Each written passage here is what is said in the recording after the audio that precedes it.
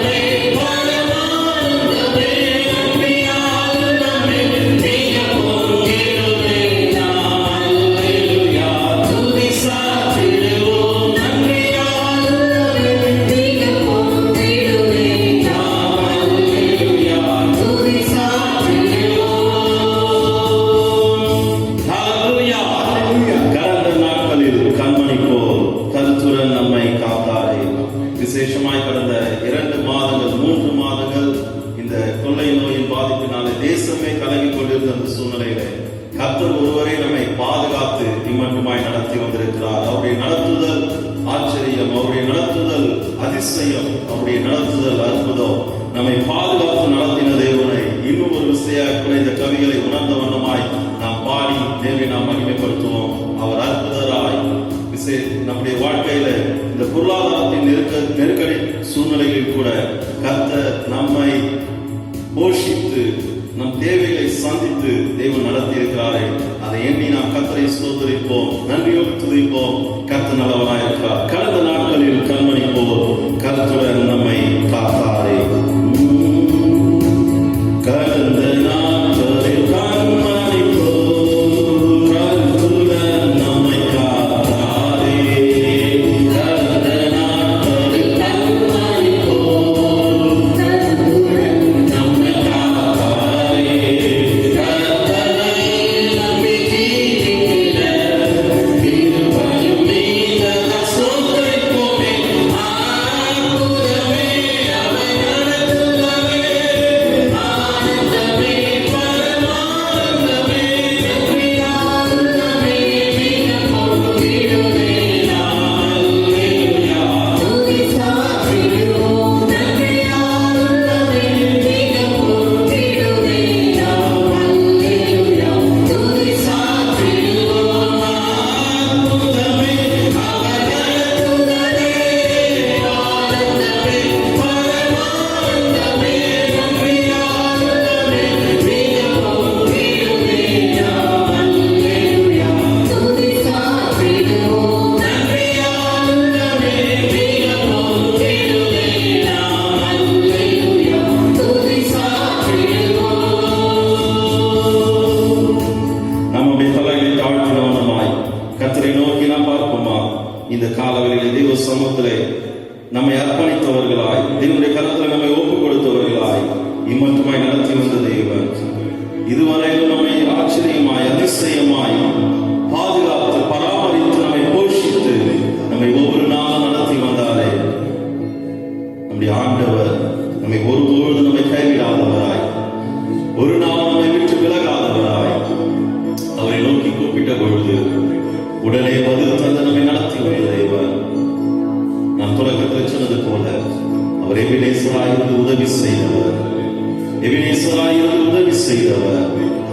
நம்முடைய கூப்பிடுதலுக்கு பதில் கொடுத்து நம் தேவைகளை சந்தித்து நம்மை பாதுகாத்து நம்மை நடத்தி வந்தாரே. இருதயத்தின் ஆழத்திலிருந்து தேவ சமூகம் நம்மை அர்ப்பணித்து, ஆண்டவரே நீ நல்லவராயிருந்தீர் ஐயா, உங்களுடைய கிருபை போதுமானதாக இருந்தது ஆண்டவரே, நன்றியோடு துதிக்கிறேன் என்று சொல்லி நாம் தேவனை நன்றியோடு ஸ்தோத்திரிப்போமா? ஹல்லேலூயா. பரிசுத்தமே பரவசமே சாரோனின் ரோஜானிரே, பரிசுத்தமே பரவசமே சாரோனின் ரோஜானிரே. பள்ளத்தாக்கி நீரிலே, பள்ளத்தாக்கி நீரிலே,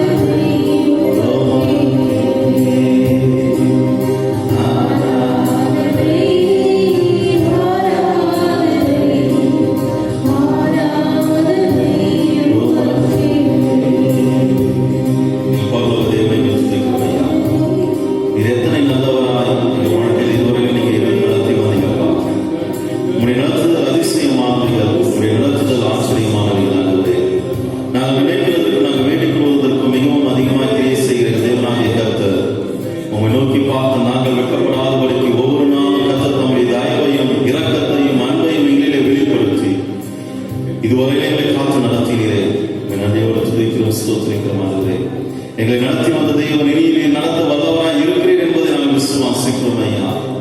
ஆண்டவரே, எங்களை அழைத்தவர் நீர் உண்மையுள்ளவர், வாக்கு பண்ணினவர் நீர் வாக்கு மாறாதவர். இப்பொழுது கர்த்தாவே, எங்களை தாழ்த்துடைய கரத்தில் ஒப்புக் கொடுக்கிறோம். ஆண்டவரே, தொடர்ந்து சித்தம் எங்கள் வாழ்விலே நிறைவேறுகிறோம். ஆண்டவரே, திட்டம் எங்கள் வாழ்விலே பூரணப்படட்டும். நீர் என்ன செய்ய சித்தமாக இருக்கிறீர்கள் அந்த சித்தத்துக்கு எங்களை அர்ப்பணிக்கிறோம். ஆண்டவரே, தொடர்ந்து கர்த்தர் எங்களை நடத்தி செல்லுங்கப்பா. உங்களுடைய வார்த்தையிலும் ஆண்டவரே உண்மையில் நாங்கள் பலன் கொள்ள கர்த்தர் கிருபை பாராட்டுகிறாங்க. தொடர்ந்து எங்களோடு நீர் இடைப்படும் பேசும். இயேசு கிறிஸ்துவின் கிருபையும் நல்ல தகப்பனே. ஆமென், ஆமென். கர்த்தருடைய பரிசுத்த நாமம் மகிமைப்படுவதாக. இந்த நாளிலே திரும்ப உங்களை காண்பதிலே மகிழ்ச்சி அடைகிறேன். கடந்த மாதம் முழுவதும் கர்த்தர் நம்மை பாதுகாத்தார். எத்தனையோ நெருக்கங்கள், போராட்டங்கள், சோதனைகள், இவைகள் மத்தியிலே கர்த்தர் நம்மோடு கூட இருந்தார். சிலருக்கு அதிக ஓடி ஓடி உழைத்ததுனால ஏதோ ரெஸ்டான நாட்கள் என்று கூட நாம் நினைத்துக் கொள்ளலாம். அன்பான தேவனுடைய பிள்ளைகளே, இந்த மாதம் நமக்கு ஒரு ஆசீர்வதிக்கப்பட்ட மாதமாய் கர்த்தர் மாற்றிக் கொடுக்க வேண்டும். இந்த நாள் தேவனுடைய எல்லைக்குள் நாம் கடந்து வந்திருக்கிறோம். கர்த்தர் நம்மை பாதுகாப்பதாக. வேதத்திலிருந்து ஒரு பகுதியை வாசிக்க கேட்போம். எஸ்ஐயா தீர்க்கதரிசன புஸ்தகம் 41 அதிகாரம் 9, 10 வசனத்தை நாம் வாசிக்க கேட்போம். பூமியின் கடையாந்தரங்களிலிருந்து உன்னை எடுத்து அதன் எல்லைகளிலிருந்து அழைத்து வந்து, நீ என் தாசன், நான் உன்னை தெரிந்து கொண்டேன், நான் உன்னை வெறுத்து விடவில்லை என்று சொன்னேன். நீ பயப்படாதே, நான் உன்னுடனே இருக்கிறேன். திகையாதே, நான் உன் தேவன், நான் உன்னை பலப்படுத்தி உனக்கு சகாயம் பண்ணுவேன். என் நீதியின் வலது கரத்தினால் உன்னை தாங்குவேன். ஒரு நிமிஷம் கண்களை மூடி நம் கர்த்தரை நோக்கி பார்ப்போம். நல்ல இயேசுவே, நாங்கள் நமக்கு நன்றி செலுத்துகிறோம். ஆசீர்வதிக்கப்பட்ட இந்த நாளுக்காக நன்றி. நீர் எங்களோட பேசும். உம்முடைய வார்த்தையை நாங்கள் கேட்க வந்திருக்கிறோம். நீங்க மாத்திரம் பேசும். நீர் பேசுகிற தேவன், நீர் பேசும். அது எங்களுக்கு ஆறுதலாய், எங்களுக்கு வழிகாட்டியா இருக்க நீங்க பேசுங்க. இயேசு மூலம் கேட்கிறோம் பிதாவே. ஆமென், ஆமென். உட்கார்வோம். இங்கே வாசித்த இந்த பகுதியில ஆண்டவர் சொல்கிறார், நான் உன்னை பூமியின் கடையாந்தரங்களிலிருந்து உன்னை எடுத்து அதன் எல்லைகளில் இருந்து அழைத்து வந்து, நீ என் தாசன், நான் உன்னை தெரிந்து கொண்டேன், நான் உன்னை வெறுத்து விடவில்லை என்று சொன்னார். கர்த்தர் சொல்கிற வார்த்தை என்னன்னா, நீ எங்கேயோ ஒரு மூலையில கிடந்த அப்படிப்பட்ட உன்னை நான் தெரிந்து கொண்டு, நான் உன்னை அழைத்து, நான் உன்னை இப்ப என் பக்கத்துல வச்சிருக்கிறேன். அதான் சொல்றாரு, நான் கூட இருக்கிறேன், நான் உன்னை வெறுக்கல. 10 வசனத்துல பார்க்கிறோம், நீ பயப்படாதே, நான் உன்னுடனே இருக்கிறேன். திகையாதே, நான் உன் தேவன், உன்னை பலப்படுத்துவேன், உனக்கு சகாயம் பண்ணுவேன், என் நீதியின் வலது கரத்தினால உன்னை தாங்குவேன். ஆண்டவர் சொல்றாரு, நான் உன் கூட இருக்கிறேன், நீ பயப்படாத. ஏன்னா முன்ன ஏதோ ஒரு எல்லையில நீ இருந்த, உன் சூழ்நிலை எனக்கு தெரியும். வறுமையிலும், நெருக்கத்திலும், கஷ்டத்திலும், கடன் பிரச்சனையிலும், வியாதியிலும், போராட்டத்தின் மத்தியிலே கடந்த உன்னை நான் வந்து தேடி கண்டுபிடிச்சு உன்னை என் பக்கமாய் நான் சேர்த்துக் கொண்டேன். என் கூட உன்னை வைக்கணும், என்னோட கூட வைத்திருக்க வேண்டும் என்பதற்காக தான் நான் உன்னை தெரிந்து கொண்டேன். இப்ப நான் சொல்றேன், நான் உன் கூட இருக்கிறேன், நீ பயப்படாதே. நான் கூட இருக்கிறதுனால உனக்கு சகாயம் பண்ணுவேன், என் வலது கரத்தினாலே உன்னை தாங்குவேன், உன்னை பலப்படுத்துவேன். அழகா சொல்றேன், நான் கூட இருக்கிறேன், நீ பயப்படாத. அன்பான தேவனுடைய பிள்ளைகளே, நாம் இருக்கிற இடம் எது? ஒரு 3 இடங்களை நான் உங்களுக்கு முன்பாக இன்றைக்கு காண்பிக்க விரும்புகிறேன். நாம் இருக்கிறோமா என்று சொல்லி. முதலாவது ஒரு இடம் பெத்தேல். ஆதியாகமம் 28 அதிகாரம் 19 வசனத்திலிருந்து வாசிப்போம். ஆதியாகமம் 28 அதிகாரம் 19 வசனத்திலிருந்து, அந்த ஸ்தலத்திற்கு பெத்தேல் என்று பெயரிட்டான். அந்த ஸ்தலத்திற்கு பெத்தேல் என்று பெயரிட்டான். அதற்கு முன்னே அவ்வூருக்கு லூஸ் என்று பெயர் இருந்தது. அதற்கு முன்னே அவ்வூருக்கு லூஸ் என்று பெயர் இருந்தது. அப்பொழுது யாக்கோபு தேவரீர் என்னோடு இருந்து நான் போகிற வழியிலே என்னை காப்பாற்றி உண்ண ஆகாரம் உடுக்க வஸ்திரமும் எனக்கு தந்து என்னை என் தகப்பன் வீட்டிற்கு சமாதானத்தோட திரும்பி வர பண்ணுவாரானால் கர்த்தர் எனக்கு தேவனாய் இருப்பார். நான் தூணாக நிறுத்தின இந்த கல் நான் தூணாக நிறுத்தின இந்த கல் தேவனுக்கு வீடாகும். தேவனுக்கு வீடாகும். தேவரீர் எனக்கு தரும் எல்லாவற்றிலும் தேவரீர் எனக்கு தரும் எல்லாவற்றிலும் உமக்கு தசமபாகம் செலுத்துவேன் என்று ஒரு சொல்லி பொருத்தனை பண்ணிக்கணும். ஒரு அருமையான இடம். இன்னைக்கு பார்க்கும்போது அந்த இடத்துக்கு முதல்ல லூஸ் என்ற பெயர் இருந்தது. அது தேவன் யாக்கோபோடு பேசினபடினாலே, யாக்கோபுக்கு தரிசனம் கொடுத்தபடினாலே அந்த இடத்துக்கு பெத்தேல் என்று பெயர் வந்தது. லூசா இருந்த அந்த இடம் இப்ப பெத்தேலாய் மாற்றப்பட காரணம் என்னன்னா, அவன் போன இடம். அப்படி என்று சொன்னால் நாம எங்க இருக்கிறோமோ அந்த இடம் பெத்தேல். அந்த இடத்துல தான் தரிசனம், அந்த இடத்துல தான் தேவன் நம்மோடு பேசுவான். நம்மை கொஞ்சம் நாம் ஆராய்ந்து பார்க்க வேண்டும். அன்பான தேவனுடைய பிள்ளைகளே, இன்றைக்கு கர்த்தர் உன் கூட பேசுறார். நீ இருக்கிற இடத்துல கர்த்தர் உன்னோடு பேசுகிறார். வாசிப்போம். எசேக்கியேல் தீர்க்கதரிசன புத்தகம் 1ஆம் அதிகாரம் 1ஆம் வசனத்தை வாசிக்கலாம். எசேக்கியேல் 30ஆம் வருஷம் 4ஆம் மாதம் 5ஆம் தேதியிலே நான் கேபார் நதி அண்டையிலே சிறைப்பட்டவர்கள் நடுவில் இருக்கும்போது நான் சிறைப்பட்டவர்கள் நடுவில் இருக்கும் பொழுது சம்பவித்தது என்னவென்றால் வானங்கள் திறக்கப்பட தேவ தரிசனங்களை கண்டேன். இருக்கிற இடம் இது சிறைப்பட்ட இடம். ஆனால் கர்த்தர் என்னோட இருக்கிறபடினாலே அங்கேயும் கர்த்தர் எனக்கு தரிசனமானார் அப்படின்னு சொல்றார். நீ பயப்படாத, அவன் கூட இருக்கிற. யோசேப் செய்யாத தவறுக்கு சிறைசாலைக்கு அனுப்பப்பட்டான். போத்திபார் மனைவி அவனை வஞ்சகமாய் பேசி பாவம் செய்ய உட்படுத்தினான். அவன் பாவம் செய்யல, தன்னை காத்துக் கொண்டான்.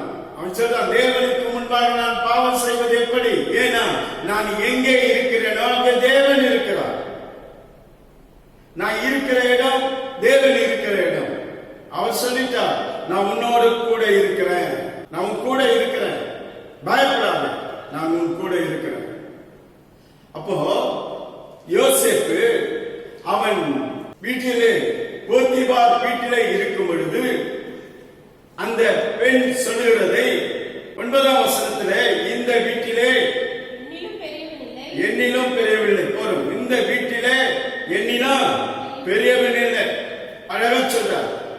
அந்த அம்மா சொல்றா, இங்க வேற யாரும் இல்லை, நீங்க நான் மட்டும்தான் இருக்கிறோம். ஆனா இயேசு சொல்ல, இல்ல இல்ல இல்ல, இன்னொரு ஆள் இருக்காரு, அதுதான் என் தேவன், அதுதான் என் தேவன்.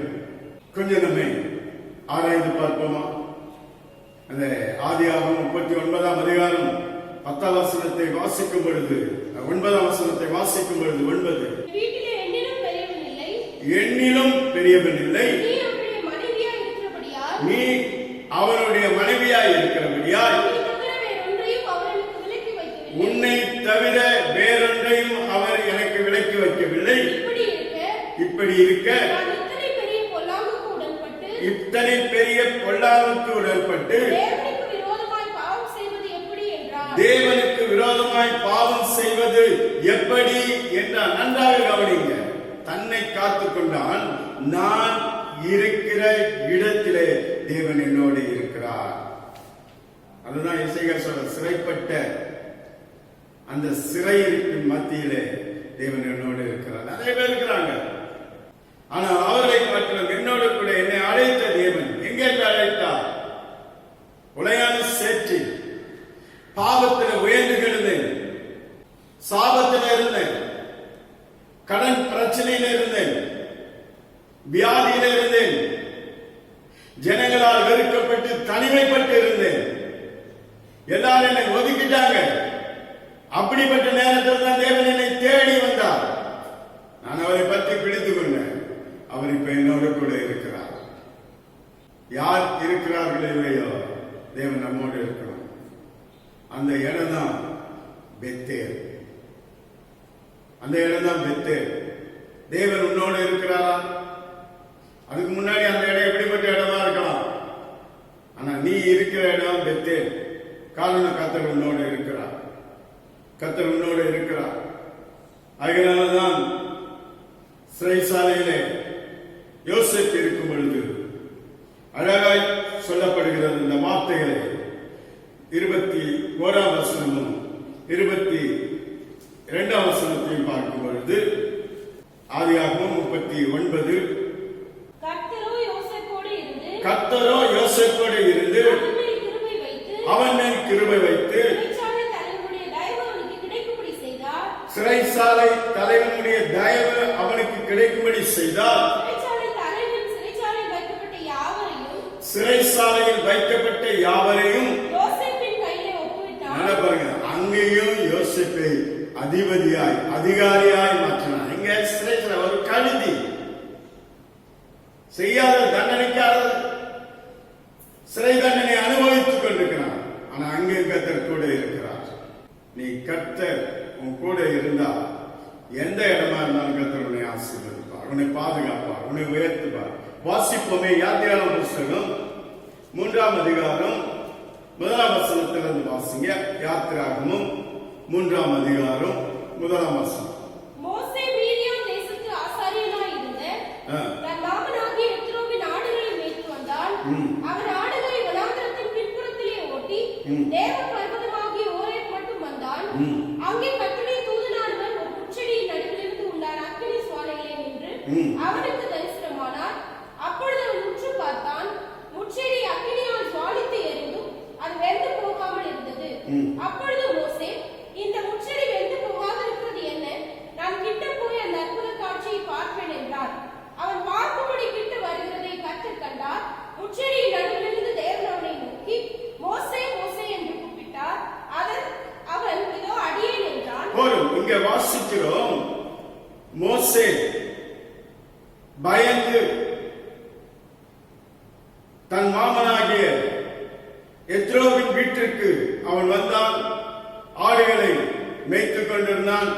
ஆனால் தேவனுடைய நோக்கம் என்னன்னா, மோசையை கொண்டு இஸ்ரவேல் ஜனங்களை வழிநடத்த வேண்டும். அதற்காக தான் தேவன் மோசையை அந்த பார்வோன் அந்த எகிப்தில் உள்ள கொள்ளாதவர்கள் கையில் இருந்து அவனை மீட்டு பாதுகாத்தார்.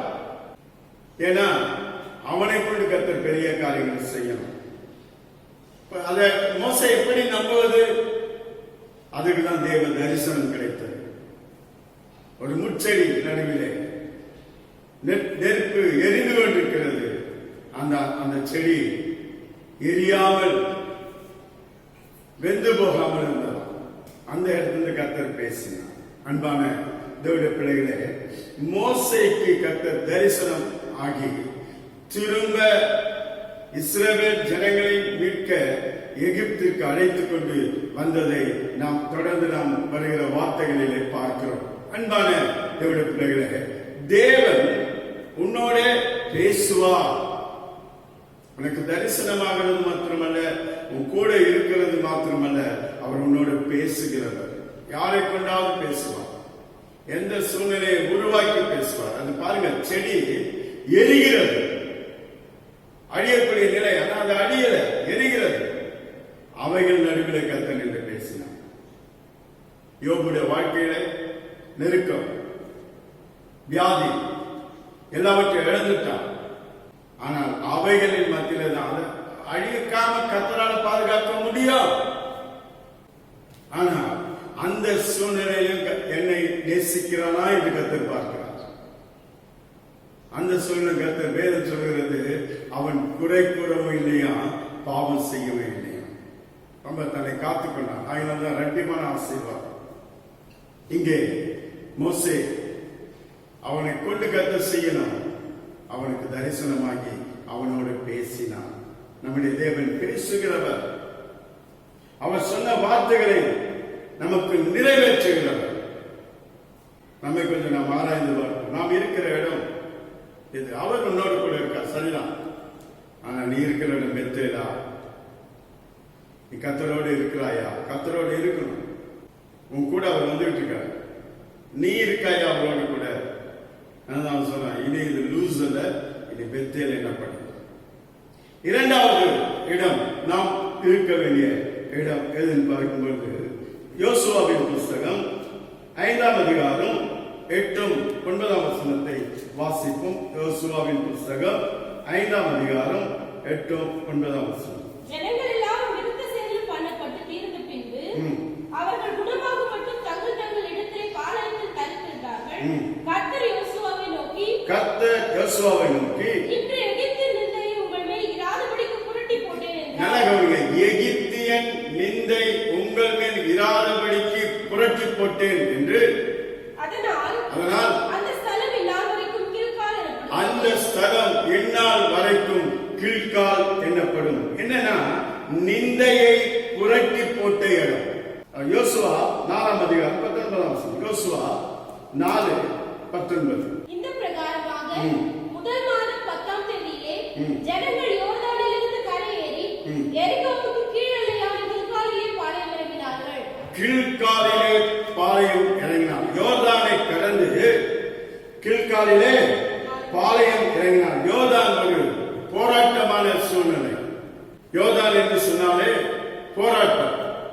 அந்த போராட்டமான சூழ்நிலையிலிருந்து கர்த்தர் அவர்களை கில்கால், அந்த இடம் நிந்தையை புரட்டி போட்ட இடம். ஒரு மாற்றம். உன் வாழ்க்கையில கர்த்தரோடு கூட இருந்தா கர்த்தர் உன்னை பாதுகாக்கிறது மாத்திரமல்ல, உன் வாழ்க்கையை மாற்றி போடுவார், உன் வறுமையை மாற்றி போடுவார், உன் சரீரத்திற்கு பலவீனங்களை மாற்றி போடுவார். உனக்கு இருக்கிற போராட்டம், சோதனை, சமாதான குறைவு, அவை எல்லாவற்றையும் கர்த்தர் மாற்றி போட்டு சமாதானம் உள்ளவர்களாய் உன்னை மாற்ற வல்லவராக இருக்கிறார். கர்த்தருடைய பரிசுத்த நாமம் மையப்படுவதாக.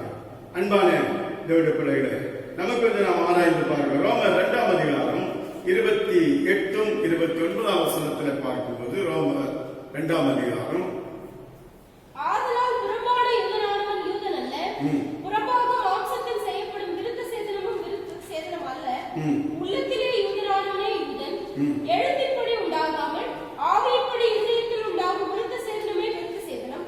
இப்படிப்பட்டவனுக்குரிய புகழ்ச்சி மனுஷராலே அல்ல, தேவனாலே உண்டாயிருக்கிறது.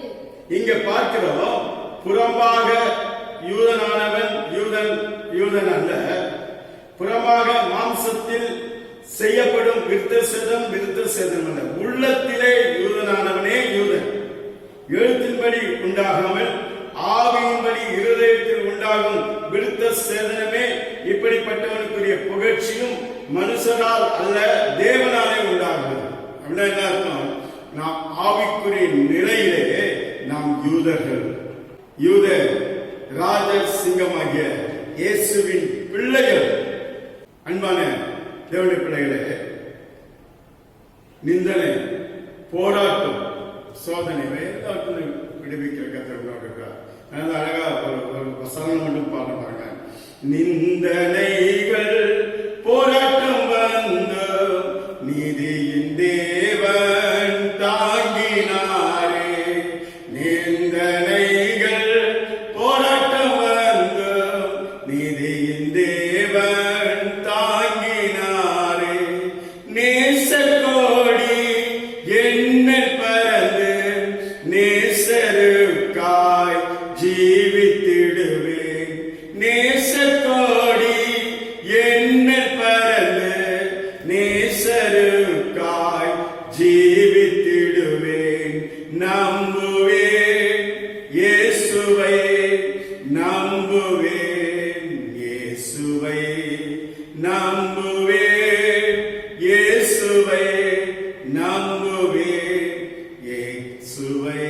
நாம் இருக்கிற இடம் கில்கால், நிந்தனையை புரட்டி போட்ட இடம். போராட்டத்திலிருந்து விடுவிக்கிற கர்த்தர் நம்மோடு இருக்கா. சொன்ன உன்னு கூட இருக்கிறேன், நீ பயப்படாதே, உன்னை பலப்படுத்துவேன், உனக்கு சகாயம் பண்ணுவேன், நான் தான் உன் தேவன். அன்பான தேவனுடைய பிள்ளைகளே, முதல்ல பெத்தேல் என்றுனா அவனுடைய தரிசனை காண்கிற இடம். எப்போதும் அவருக்கு முன்பாக நிற்கும்போது அவர் நம்மோடு கூட இருப்பார். இரண்டாவது, நம்முடைய நிந்தனையை புரட்டி போடுகிற இடம் கில்கால். மூன்றாவது பெனியேல். அது என்னன்னு பார்த்தீங்கன்னா, இதுதான் முக்கியமான ஒரு காரியம். ஆதியாகமம் 32ஆம் அதிகாரம் 26ஆம் வசனத்திலிருந்து பார்க்கும் பொழுது, அவர் நான் போகட்டும் பொழுது விடுகிறது என்றார். நான் போகட்டும், பொழுது விடுகிறது என்றால், அதற்கு அதற்கு அவன், அவன், நீர் என்னை ஆசீர்வதித்தாலொழிய நீர் என்னை ஆசீர்வதித்தாலொழிய போகவிடேன் என்றான். உம்மை போகவிடேன் என்றான். அவர் உன் பேர் என்ன என்றார். அவர் உன் பேர் என்ன என்றார். யாக்கோபு என்றான். யாக்கோபு என்றான். அப்பொழுது அவர், அப்போது அவர், உன் பேர் இனி யாக்கோபு எனப்படாமல் உன் பேர் இனி யாக்கோபு எனப்படாமல் இஸ்ரவேல் எனப்படும். இஸ்ரவேல் எனப்படும். தேவனோடு மனிதரோடு போராடி மேற்கொண்டாயே என்றார். தேவனோடும் மனிதரோடும் போராடி உன் நாமத்தை எனக்கு அறிவிக்க வேண்டும் என்று கேட்டான். உன் நாமத்தை எனக்கு அறிவிக்க வேண்டும் என்று கேட்டான். அதற்கு அவர், அதற்கு அவர், நீ என் நாமத்தை கேட்பானேன் என்று சொல்லி நீ என் நாமத்தை கேட்பானே என்று சொல்லி அங்கே அவனை ஆசீர்வதித்தார். அங்கே அவனை ஆசீர்வதித்தார். அப்பொழுது யாக்கோபு, அப்போது யாக்கோபு, நான் தேவனை நான் தேவனை முகமுகமாய் கண்டேன், முகமுகமாய் கண்டேன், உயிர் தப்பி பிழைத்தேன் என்று சொல்லி அந்த ஸ்தலத்துக்கு பெனியேல் என்று பெயர். அந்த ஸ்தலத்திற்கு பெனியேல் என்று பெயரிட்டான். இங்கே பார்க்கிறோம், பெனியேல் பெனியேல் என்று சொன்னால் போராடி ஜெபிக்கிற இடம். அப்படின்னா என்ன அர்த்தம்னா, நாம எங்க முழங்கால் படிட்டு ஜெபம் பண்றோமோ அந்த இடம் பெனியேல். ஜெபம் நம்முடைய வாழ்க்கையில அவசியம். அன்பானவர்களே, முதலாவது தேவனுடைய தரிசனம், தேவன் முகமுகமாய் பேசினார். பெத்தேல், அவனுக்கு இருந்த போராட்டம், நிந்தை அகற்றப்பட்டது. கில்கால், இவையெல்லாம் காரணம் என்னன்னா அவனுடைய போராட்ட ஜெபம். அவனுக்கு எதிரிகள் புறப்பட்டு வந்தார்கள்.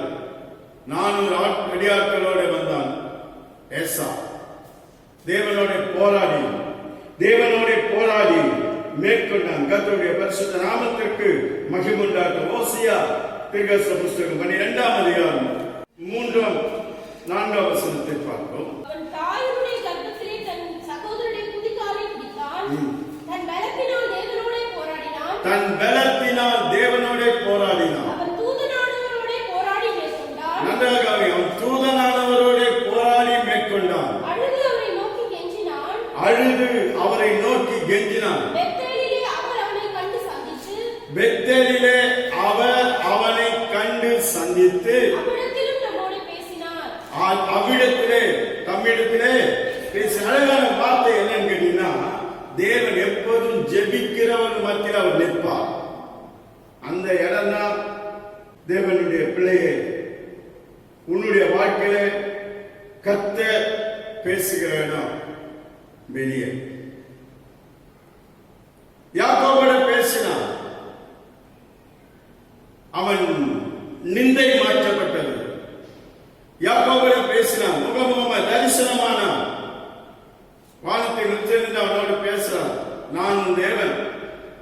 அன்பான தேவனுடைய பிள்ளைகளே, நம்ம கொஞ்சம் நாம் ஆராய்ந்து பார்ப்போம். சொல்ற, நீ பயப்படாத, நான் உன் கூட இருக்கிறேன். பலவீனமா நான் உன்னை பலப்படுத்துவேன். யாரும் உதவியில் என்று நான் உனக்கு சகாயம் பண்ணுவேன். ஏன்னா நான் ஒரு சகாயம். அன்பான தேவனுடைய பிள்ளைகளே, நம்முடைய ஆண்டவர் போராடி ஜெபிக்கிற ஜெபத்திற்கு பதில் கொடுக்க ரோமர் 15ஆம் அதிகாரம் 32ஆம் வசனத்தை பார்ப்போம். நீங்கள் தேவனை நோக்கி செய்யும் ஜெபங்களில் நான் போராடுவது போல நீங்களும் என்னோடு கூட போராட வேண்டும். நான் போராடுவது போல நீங்களும் என்னோடு கூட போராட வேண்டும் என்று நம்முடைய கர்த்தராகிய இயேசு கிறிஸ்துவின் நிமித்தமும் ஆவியானவரின் அன்பு நிமித்தமும் உங்களை வேண்டிக் கொள்கிறேன். யாரே சமாதானத்தின் தேவன் உங்களோடே இருப்பாராக. போராடி செபிக்கும் பொழுது தேவன் நம்மோடு இருப்பார். அவர் யார்? சமாதானத்தை கொடுக்கிற தேவன், சமாதானத்தின் தேவன். என்ன சொல்ற, நீ பயப்படாதே, நான் உன்னோடு கூட. நான் நீ இருந்த இடம், நீ வாழ்ந்த வாழ்க்கை சூழ்நிலை எனக்கு தெரியும். நான் அங்கிருந்து உன்னை தெரிந்து கொண்டேன். உன்னை மீட்டெடுத்து என் பிள்ளைய மாற்றி இருக்கிறேன். ஒருவேளை கிறிஸ்தவ பெற்றோருக்கு பிறந்திருக்கலாம், பாரம்பரிய கிறிஸ்தவர்களா வாழ்ந்து கொண்டிருக்கலாம். பாவ வாழ்க்கையிலேயே, துன்மார்க்க வாழ்க்கையிலும் பலவிதமான சோதனைகளும் வாழ்ந்து கொண்டிருந்த உன்னை தான் தேவன் தேடி வந்து மீட்டெடுத்து தன் சொந்த பிள்ளைய மாற்றி சொல்றாரு, நான் உன் கூட இருக்கிறேன், நான் உன் கூட இருக்கிறேன். நமக்கு வந்து நாம் ஆராய்ந்து பார்ப்போமா? அன்பான தேவனுடைய பிள்ளைகளை, நம்மை நேசிக்கிற கர்த்தர் நம்மோடு இருக்கிறார்.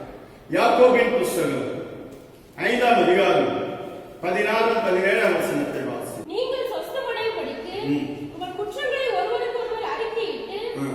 ஒருவருக்காக ஒருவர் ஜெபம் பண்ணுங்கள். ம். நீதிமான் செய்யும் முக்கியமான வேண்டுதல் நீதிமான் செய்யும் ஊக்கமான வேண்டுதல் மிகவும் பலனுள்ளதா இருக்கிறது. மிகவும் பலனுள்ளதா இருக்கிறது. எலியா என்பவன் நம்மை போல பாடுள்ள மனுஷனாயிருந்தும் எலியா என்பவன் நம்மை போல பாடுள்ள மனுஷனாயிருந்தும் மழை பெய்யாதபடிக்கு கருத்தாய் ஜெபம் பண்ணினான். மழை பெய்யாதபடிக்கு கருத்தாய் ஜெபம் பண்ணினான். அப்பொழுது 3 வருஷமும் 3 வருஷமும் 6 மாதமும் பூமியின் மேல் மழை பெய்யவில்லை. 3 வருஷம் 6 மாசம் மழை பெய்யல. மறுபடியும் ஜெபம் பண்ணினான். ஜெபம் பண்ணினான். அப்பொழுது வானம் மழையை பொழிந்தது. அப்போது வானம் மழையை பொழிந்தது. பூமி தன் பலனை தந்தது. பூமி தன் பலனை தந்தது. அன்பான தேவனுடைய பிள்ளைகளே, தேவன் கூட இருக்கிறார். உங்களோட பேசுவார், உங்களோட பேசுவார். அதுதான் தரிசனம். பெத்தே முகமுகமாய் பேசுவார். ஊழியக்காரை கொண்டு பேசுவார். வீட்டில் உள்ள முதிர்ந்தவர்களை வைத்து பேசுவார். சிறுபிள்ளைகளை வைத்து பேசுவார். நமக்கு தெரிந்த நண்பர்களை கொண்டு பேசுவார். அவர் பேசும் தெய்வம். சொப்பனத்தில் பேசுவார், தரிசனத்தில் பேசுவார். நீ நடந்து போய்கொண்டிருக்கும்போது உன்னோடு பேசுவார். சுற்றி பார்த்த ஆட்கள் யாரும் இருக்க மாட்டார்கள். அவர் பேசும் தெய்வம். அதுதான் பெத்தே, தரிசனமாக பெத்தே. அது மாத்திரமல்ல, உன் கூடவே வருவார். உனக்கு ஏற்படுகிற நிந்தை, உனக்கு இருக்கிற போராட்டங்கள், உன் எதிராளிகள், சில வேளை நாம் சொல்லுவோம் இல்லையா, மயிர் இடையில நான் தப்பிச்சேன், எனக்கு வர வேண்டிய இந்த போராட்டம், எனக்கு வர வேண்டிய இந்த பிரச்சனை எங்கேயோ போயிடுச்சு, நான் தப்பிச்சேன். ஆம், கில்கா, உன் நிந்தையை, உனக்கு வர வேண்டிய சோதனை புரட்டி போடுகிற கர்த்தர் தான் உன் கூட இருக்கிறார். உன்னை பாதுகாக்கிற கர்த்தர் தான் உன்னோடு கூட இருக்கிறார். உன்னை சரியான பாதையிலே ஆலோசனை கொடுத்து நடத்துகிற கர்த்தர் தான் உன்னோடு கூட இருக்கிறார். அதுதான் பிற்கால அனுபவம். 3வது, வெளியே போராடி ஜெபிக்க வேண்டும். போராடி ஜெபிக்க வேண்டும். உன் ஜெபத்தை கேட்கிற கர்த்தர் உன்னோடு இருக்க. எலியா நம்மை போல பாடுள்ள மனிதன், சாதாரண மனிதன். மழை பெய்யக்கூடாது என்று சொன்னான், மழை பெய்யவில்லை. மறுபடியும் ஜெபம் பண்ண, மழை பெய்யணும், பெய்ந்தது. நீ என்ன கேட்கிறாயோ அதை அப்படியே செய்வான். இது அதான் இயற்கைக்கு அப்பாற்பட்ட ஒன்றையே அந்த நம்மை போல உள்ள பாலுடைய மனிதன் கேட்டபோது கர்த்தர் இறங்கி நன்மை செய்தார் அல்லவா. மற்ற எல்லாருக்கும் சாதாரண காரியம். மலடி பிளத்தாட்சி ஆக்குவது கர்த்தர் லேசான காரியம். குறைவு படிப்புள்ள ஆளை பெரிய ஆபீஸ்ல ஜாயின் பண்ண வைக்கிறது அவருக்கு லேசான காரியம். பிசினஸ், ஒரு சின்ன வியாபாரம் பண்ணிருக்காரு, பெரிய வியாபாரமா மாற்றுவது அவருக்கு லேசான காரியம். எல்லையை விரிவாக்க, ஒரு கடை 2 கடையாய் மாற்றுவார், எல்லையை விரிவாக்குவார், அது அவருக்கு லேசான காரியம். வாடகை வீட்டில் இருக்கிறவனை சொந்த வீட்டுக்கு மாற்றுவது லேசான காரியம். ஒரே அறையில் குடும்பமாய் வாழ்ந்து கொண்டிருக்கிறவனுக்கு எல்லையை விரிவாக்கி பல அறைகளை உண்டாக்கி அந்த எல்லைகளை பெரிதாக்குகிறது அவருக்கு லேசான காரியம். எப்பொழுது நீ ஜெபிக்கும் பொழுது, ஆண்டவத்தில் கேட்கும் பொழுது. ஒரு சைக்கிள் என்னால வாங்க முடியல, ஒரு பைக் என்னால வாங்க முடியல, ஒரு கார் இருந்தால் அதை ஓட்டி நான் பிழைத்துக் கொள்வேன். கண்டிப்பா நீ என்ன எதிர்பார்க்கிறாயோ அதை அவர் செய்வது லேசான காரியம். நம்மை போல பாடுள்ள மனிதனாகிய எலியா கருத்தாய் ஜெபம் பண்ணினான். அவன் ஜெபம் கேட்கப்பட்டது அல்லவா? உன் ஜெபம் கேட்கப்படுகிறது, கேட்கப்படும். எப்படி? விசுவாசத்தோடு நீ ஜெபிக்க வேண்டும், நம்பிக்கையோடு நீ ஜெபிக்க வேண்டும். ஜெபிக்கும் போது கர்த்தர் உன் ஜெபத்தை கேட்பார். அன்பான தேவனுடைய பிள்ளைகளே, அதுதான் கர்த்தர் சொன்னார், நீ பயப்படாதே, நான் உன்னோடு கூட இருக்கிறேன். ஏன் தெரியுமா? உன்னை கடையாந்திரத்திலிருந்து, உடையான சேற்றிலிருந்து நான் தான் தூக்கி எடுத்தேன். எங்கேயோ கிடந்த உன்னை நான் தேடி கண்டுபிடிச்சு நான் கொண்டு வந்தேன். மறுபடியும் வாசிக்கலாம் அந்த வார்த்தை. எசையா தீர்க்கதரிசி புத்தகம் 41ஆம் அதிகாரம் அந்த 9ஆம் 10ஆம் வசனத்தை திரும்ப நாம வாசித்து பார்ப்போமே, தியானித்து பார்ப்போமே. கொஞ்சம் அதை வாசிக்கும் பொழுது அதை நன்றாக உணர்வோம். நான் பூமியின் கடையாந்திரங்களிலிருந்து உன்னை எடுத்து, பூமியின் கடையாந்திரம் அங்கிருந்து உன்னை எடுத்து அதன் எல்லைகளிலிருந்து அழைத்து எல்லைகளில் இருந்து அழைத்து வந்து நீ என் தாசன், நீ என் தாசன், நான் உன்னை தெரிந்து கொண்டேன், நான் உன்னை தெரிந்து கொண்டு நான் உன்னை வெறுத்து விடவில்லை என்று சொன்னேன். நான் உன்னை வெறுத்து விடவில்லை என்று சொன்னேன். பயப்படாதே, பயப்படாதே, நான் உன்னுடனே இருக்கிறேன். நான் உன்னுடனே இருக்கிறேன். திகையாதே, திகையாதே, நான் உன் தேவன், நான் உன் தேவன், நான் உன்னை பலப்படுத்தி உனக்கு சகாயம் பண்ணுவேன். என் நீதியின் வலது கரத்தினால் உன்னை தாங்குவேன். அன்பான தேவனுடைய பிள்ளையே, ஏதோ ஒரு மூலையில இருந்து உன்னை நான் பார்த்து உன்னை அழைத்து வந்தேன். அங்கிருந்து தெரிந்து கொண்டு அழைத்து வந்தேன். அழைத்து வந்தது மட்டுமல்ல, என் கூடவே உன்னை வைத்திருக்கிறேன். நான் உன் கூட இருக்கிறேன். நீ பயப்படாதே, எதை குறித்தும் பயப்படாதே, எந்த காரியத்தை குறித்து பாராது. இந்த கொரோனாவா உன்னை ஒண்ணும் பண்ணாது, வறுமையா உன்னை ஒண்ணும் பண்ணாது. அதுதான் சங்கீதக்காரன் சொல்ற, பஞ்சத்திலேயே அவர்களை உயிரோடு காக்கும்படிக்கு கர்த்தருடைய கண்கள் அவர்கள் நினைக்கும் நோக்கமா இருக்கிறது. யார்? கர்த்தருக்கு பயந்து அவருடைய வார்த்தைக்கு காத்திருக்கிறவர்களுக்கு கர்த்தருடைய பார்வை அவர் மேல் இருக்கிறது. சிங்கப்பட்டினியா இருக்கணும். கர்த்தரை தேடுகிறவர்களுக்கு ஒரு நன்மையும் குறைபடாது. குறைபடாமல் உன்னை பாதுகாக்கிற கர்த்தர் உன்னோடு கூட இருக்கிறார். அது சொல்ல, நீ பயப்படாதே. இந்த 3 இடத்தை பார்த்தோம். Bethel, கில்கா, Peniel. பெத்தேல் என்று சொன்னால் தரிசனம் காண்கிற இடம். அதாவது தேவனோடு முகம், தேவன் நம்மோடு பேசுகிற இடம். ஒரு பக்கம் சொன்னால் அது தேவனுடைய ஆலயம். தேவனுடைய ஆலயம். இன்னைக்கு நாம் கொஞ்சம் விலகி இருக்கிறோம். இப்ப இருக்கிற இடம் தான் நமக்கு பெத்தேல் வீடு. கர்த்தர் பெத்தேலாய் மாற்றி அந்த தரிசனத்தோடு ஜெபிக்க வேண்டும். அந்த தரிசனத்தோட காத்திருக்க வேண்டும். நீ ஜெபிக்க ஜெபிக்க உன் நிந்தை மாற்றப்படும். ஜெபிக்க ஜெபிக்க உன் போராட்டங்கள் மாற்றப்படும். கொஞ்சம் ஆராய்ந்து பார்ப்பாயா? நம்ம அர்ப்பணிப்போமா? அப்படி கண்களை மூடி கர்த்தரை நோக்கி பார்ப்போம். இருந்த வண்ணமாய் கர்த்தரை நோக்கி பார்ப்போம். அந்த சொல்ற, நீ பயப்படாதே, நான் உன் கூட இருக்கிறேன். பயப்படாதே, நான் உன் கூட இருக்கிறேன். பலப்படுத்துவேன், சகாயம் பண்ணுவேன். என் நீதியின் வலது கரத்தினாலே உன்னை தாங்குவேன். ஏன் என்று சொன்னால், நான் தான் கடையாந்திரத்தில் உன்னை அழைத்து வந்தேன். உன்னை பேசலை அழைத்து வந்தேன். யோவான் சுவிசேஷத்தில் சொல்லப்படுகிறது 15:16, நீங்கள் என்னை தெரிந்து கொள்ளவில்லை, நான் உங்களை தெரிந்து கொண்டேன். நான் உங்களை தெரிந்து கொண்டேன். கர்த்தர் நம்மை தெரிந்து கொண்டிருக்கிறார், நம்மை அழைத்திருக்கிறார். நிச்சயமாக நம்மை வெட்கப்படுத்த மாட்டார். அவர் நமக்கு முன்னாக இருக்கிறார். அவர் நமக்கு கூட இருக்கிறார். நமக்கு பின்பாக இருக்கிறார். நமது வலது கரத்தை பிடித்து நடத்தி கொண்டிருக்கிறார். அந்த தேவனை ஒரு விசை நோக்கி பார்ப்போமா? கடந்த 5 மாதம் பாதுகாத்தார். இந்த 6ஆம் மாதம் வெற்றியின் மாதமாக மாற்றிக் கொடுப்பார். அர்ப்பணிப்போமா? நல்ல இயேசுவே, நாங்கள் நமக்கு நன்றி செலுத்துகிறோம். ஆசீர்வதிக்கப்பட்ட இந்த நாளுக்காக நன்றி. இந்த நாளிலே எங்களுக்கு செய்ய வேண்டிய சகல நன்மைகளையும் கர்த்தர் செய்து எங்களை கனப்படுத்த வேண்டுமா செபிக்கிறோம். எங்களை ஆசீர்வதியும். இந்த கொரோனா சீக்கிரத்தில் ஆண்டவரே அது இல்லை என்கிற அரசாங்கத்தின் வாயிலாக எங்களுக்கு வெளிப்பட்டு தேவனை ஆராதிக்க விடுதலை வேண்டாப்பா.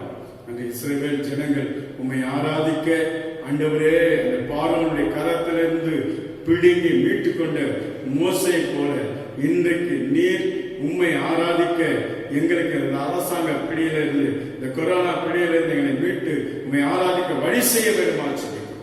அப்படி நீ செய்ய போவதற்காக நன்றி ஆண்டவரே. இன்னும் ஆண்டவர் ஹாஸ்பிட்டலில் வினப்பட்டிருக்கிற ஆண்டவர் ஒவ்வொரு பிள்ளைகளையும் கர்த்தர் சந்தியும்.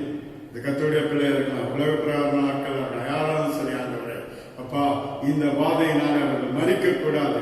சென்னை பட்டணம், தமிழ்நாட்டை ஆண்டவரே, இந்த இந்திய தேசத்தை, இந்த உலகத்தை நீர் பாதுகாத்துக் கொள்ள வேண்டுமா செபிக்கிறோம். பாதுகாப்பு இருக்கட்டப்பா, பாதுகாப்பு இருக்கட்டும். விசேஷமா இந்த சூழ்நிலை நம்முடைய பிள்ளைகள் கர்த்தரே தெய்வம் என்று அறிந்து கொள்ள அநேக ஆண்டவரே டாக்டர்கள் மூலமாய், நர்சுகள் மூலமாய் ஆண்டவரே பணி செய்கிற ஆண்டவரே பணியாளர்கள் மூலமாக உண்மை அறிவிக்கிறவர்களாய் கர்த்தர் மாற்ற அவர்கள் அறிந்து கொள்ள வேண்டும். இது அப்படி செய்வதற்காக நன்றி. தொடர்ந்து எங்களை பாதுகாத்துக் கொள்ளும். இயேசு மூலம் கேட்கிறோம் பிதாவே. ஆமென். நாத்துமாவே கர்த்தரை ஸ்தோத்திரி, என் முழுமையோட பரிசுத்த நாமத்தை ஸ்தோத்திரி. நாத்துமாவே கர்த்தரை ஸ்தோத்திரி, கர்த்தர் செய்த சகல வாரியம் மறவாதே. ஆமென். நம்முடைய கர்த்தராகிய இயேசுவின் கிருபை, பிதாவுடைய அன்பும் பரிசுத்தவுடைய அன்பினை சமாதானம் நன்மை ஆசீர்வாதங்கள் நம் அனைவரோடு கூட என்றென்றும் இருப்பதாக. ஆமென். அல்லேலூயா, அல்லேலூயா, அல்லேலூயா. அன்பான என்னுடைய பிள்ளைகளே, இந்த நாள் வரைக்கும் கர்த்தர் நம்மை பாதுகாத்தார். நன்றி. அரசாங்க சட்டத்திற்கு கீழ்ப்படிந்து நாம் நடப்போம், நம்மை காத்துக்கொள்வோம். கர்த்தர் நம்மை ஆசீர்வதிப்பார்.